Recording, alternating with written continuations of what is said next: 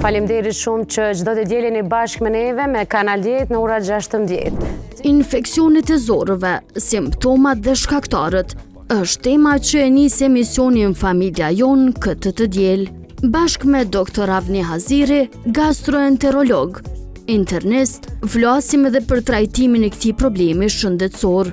A është virus, a është bakterie, mund ta dallojmë përmes pasqyrës gjakut. Ndërsa për me përcaktuar sakt shkaktarin duhet merren mostrat të vjellurit ose mostrat të fecesit. Përmes asaj pastaj i qartësojmë se cili është mikroorganizmi edhe me çka duhet të trajtohet. Në pjesën e dytë sjellim këshillat për shëndetin e syve nga Klinika Gjermane e Syrit. Sot do të trajtoj një temë që unë shpesh të them është një smundje bashkohore e syve. Pse po them bashkohore e syve? Për arsye, flasim për syrin e thatë. Të bloku i tretë, flasim për hapjen e pikës më të re të Institutit Psikosocial Visar Sadiku. Ku psikologu Visar ka me konë mbikëqyrës i krejt punës atë, dhe jo vetëm si emër, po do të jetë prezent në qytetin e Gjilanit një herë në javë, ndoshta edhe më shumë, varësisht çu na presin Gjilanxhit.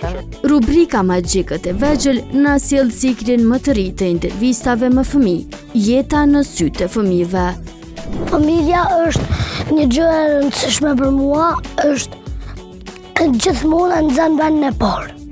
E tek pjesa kuzhinës, nutricionistja dhe dietologja Albulena Shabani Lazi na sjell një recetë për shëndetin e zorëve me kefir, arore dhe fara lire. Ndika një farforme si lloj detoksifikimi për melçin, edhe të njëjtën kohë i merr krejt ato vlerat ushqyese dhe ndihmon në lëvizshmërinë e zorrës për shkak të kompenzimit të probiotikëve që i ka, yndynat e shëndetshme dhe krejt këto ndikojnë që me rregullu metabolizmin. Për këto dhe shumë materiale të tjera, takohemi të dielën në ora 16 në Kanal 10.